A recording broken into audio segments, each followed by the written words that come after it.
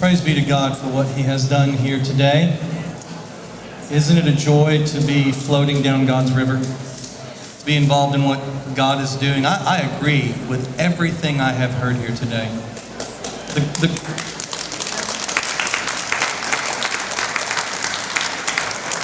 Look around. Take a few more photos for Facebook. I believe the governor was right. We're going to look back on this time. Roe v. Wade will fall, brother. It will fall. We're going to look back on this day when a governor, a lieutenant governor, an attorney general, the Senate, and the House of our state stood up and said, no more. Politics as usual is not working, and we're done with it.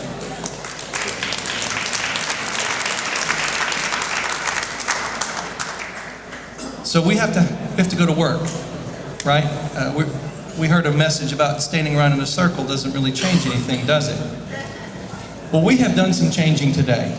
We have prayed to God. We have disseminated the truth. We have strengthened one another in the work ahead. And there's some details involved in this, so that's what this moment is. This is a call to action. I hope you all have your call to action sheet handy with you. Hold it up. Let me see if you got it in your hand. If you don't have one of these, please get one of these before you go. Now, I'm going to go through this with you, and this is our advice, our suggestion for how to win this battle together. Now, before I start, I want you to know that we're going to be grading, and I hope that someone's recording this, other than us, right?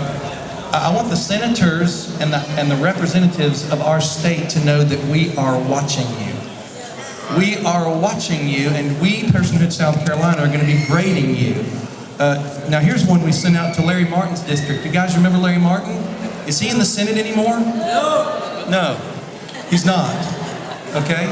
And I'll tell you, I have heard that one of the big reasons is because he obstructed.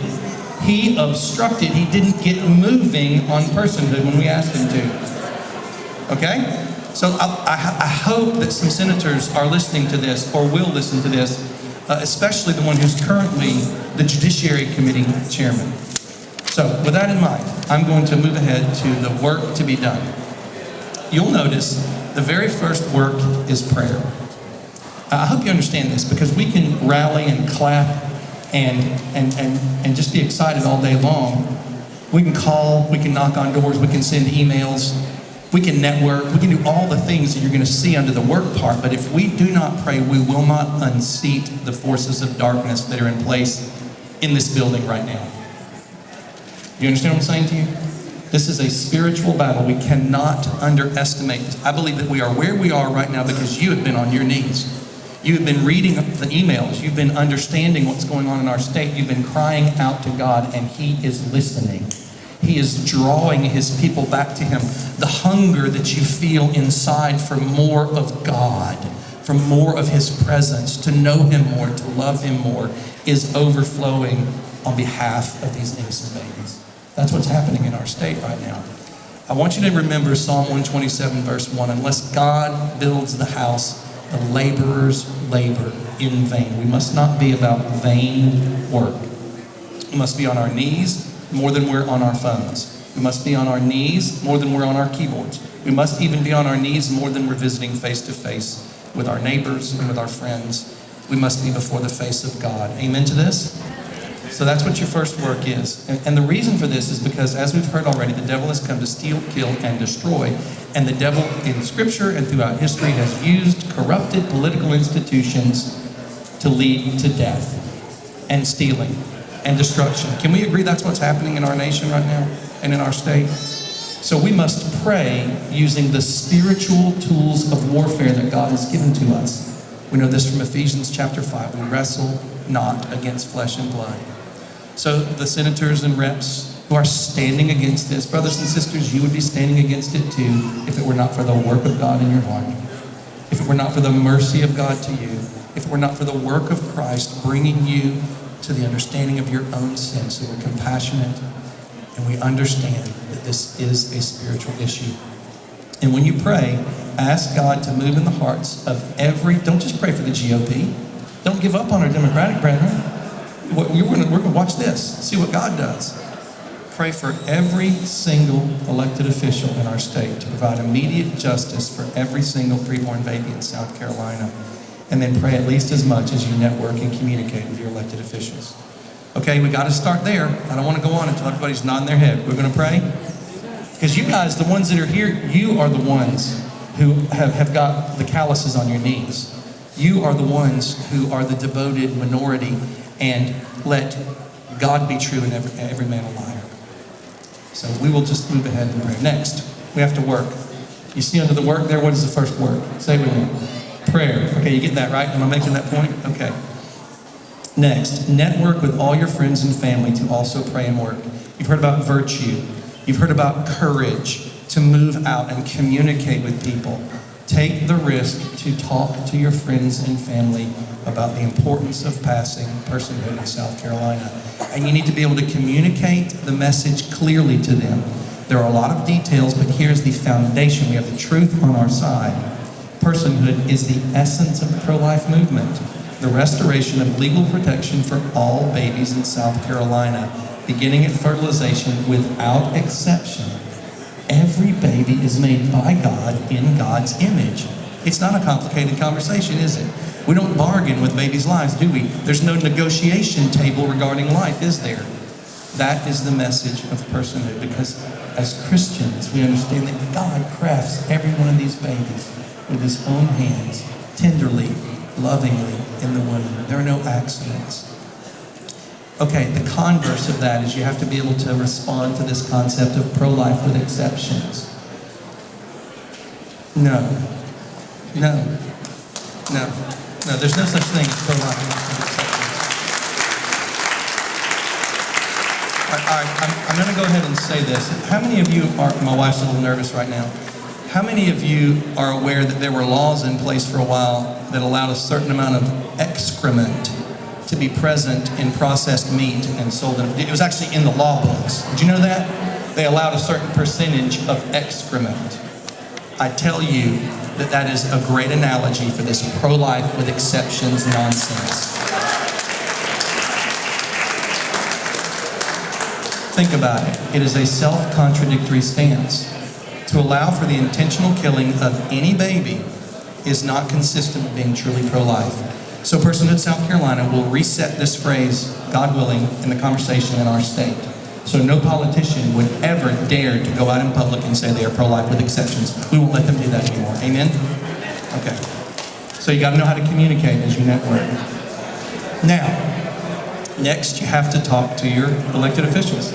Who knows that you can go to your website, State House website, and find out who your senator is? You know, you can do this, your state senator.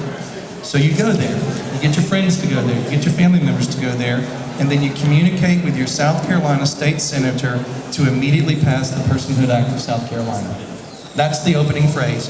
You want them to immediately pass the Personhood Act of South Carolina. Immediately, not in a couple of weeks, not when they get around to it.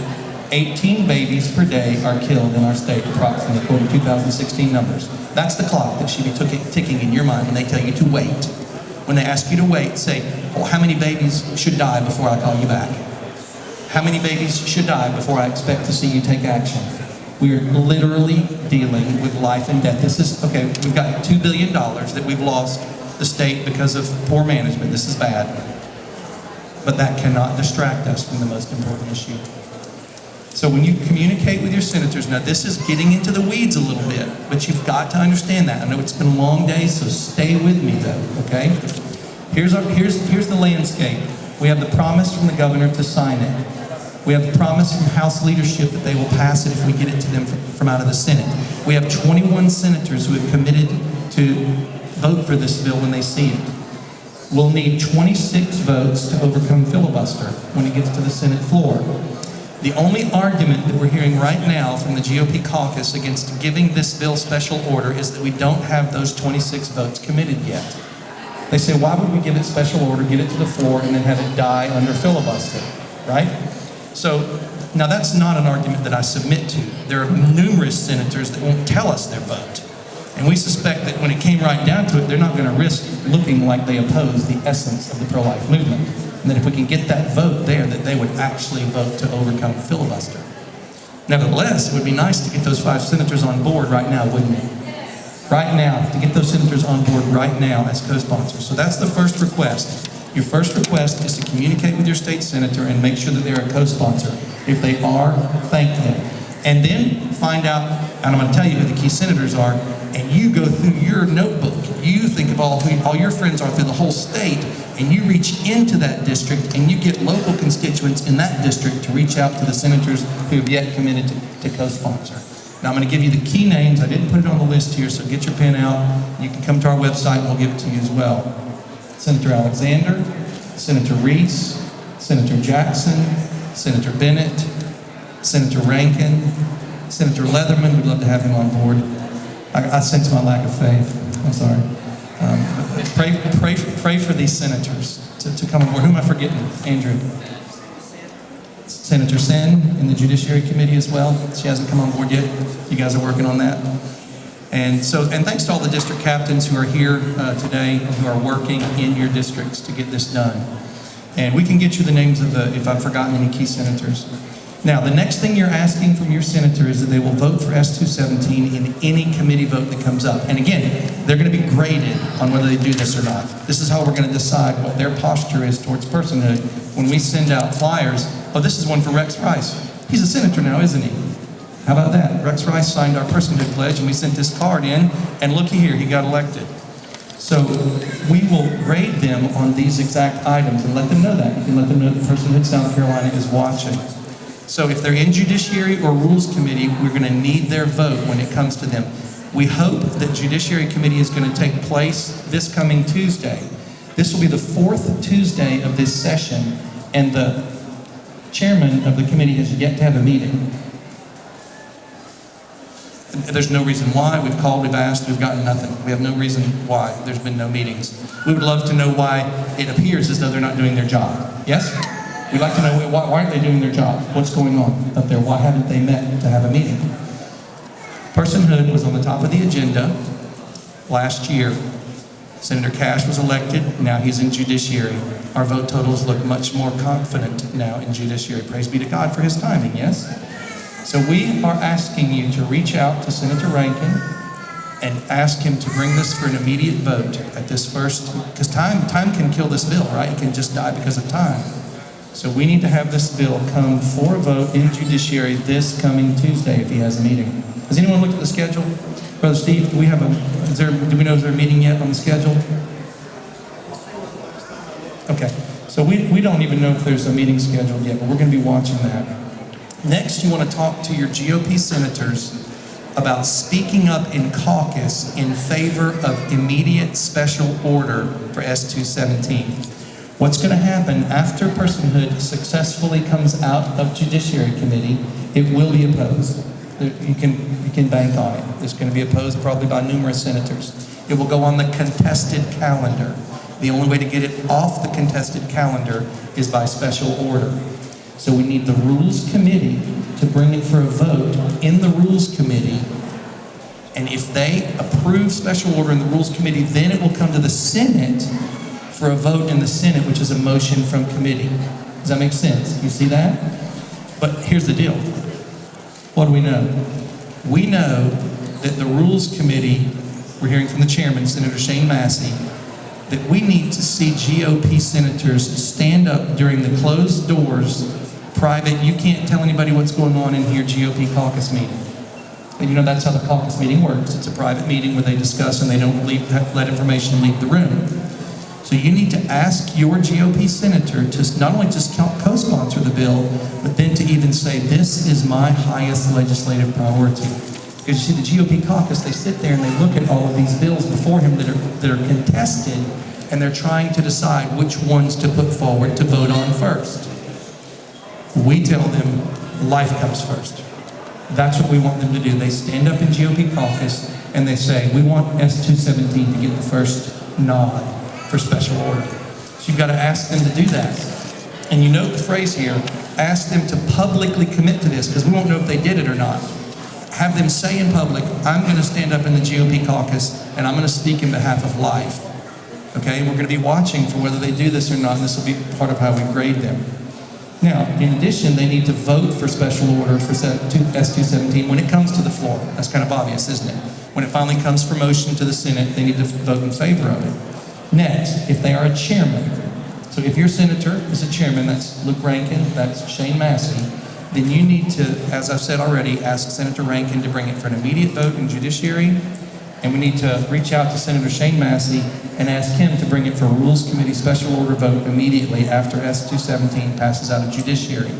So my understanding is that Senator Massey is going to be looking to the GOP caucus to kind of see what's most important to the caucus, and he's going to make a decision on that.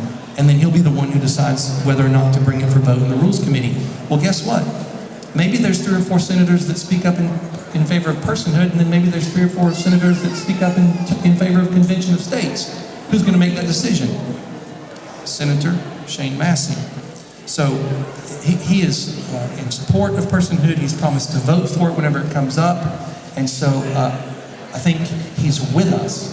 And so reach out to him and encourage him to bring it for a vote immediately coming out of Judiciary in the Rules Committee. Next, when it comes to the Senate for the vote, they have to not only vote in favor of it at the final vote, but they have to agree to shut down the filibuster. Okay, a vote against shutting down the filibuster will be considered a vote against personhood. And so you ask them these things, you lay out there for them, you let them know we understand the process and we're watching them every step of the way, and we'll grade them to see what their relationship is with whether they're fighting for babies or not. And next, they need to understand when you communicate with them that unresponsiveness will be considered as opposition. Okay? So right now, for example, we haven't heard, I have never received any communication. I don't think anyone in Horry County has received any communication from Senator Luke Rankin. I believe that he has been 100% unresponsive to us. Now, I know he's very busy. He's got 1,000 things going on, but at least an email saying, hey, I'm thinking about it. Unresponsiveness will be interpreted as opposition to personhood, and as we've said already, personhood is what? The essence of the pro-life movement. The restoration of legal protection for all babies in South Carolina, beginning at fertilization without exception.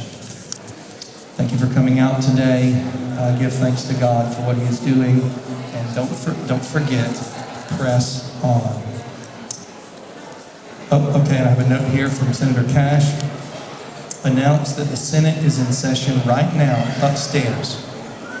It's in session upstairs right now, and if you want to talk to your senator, you should go to the desk outside the chamber and fill out one of the forms there to ask to speak with them outside the chamber and see if they'll come out and talk to you, because they're all there right now, and maybe they'll come out and talk to you if they have a minute to come out and hear you ask them to please stop the killing now. Amen. Well, thank you for coming out today. We're going to continue to send you emails to keep you up to date. We're going to see what God's going to do. Amen.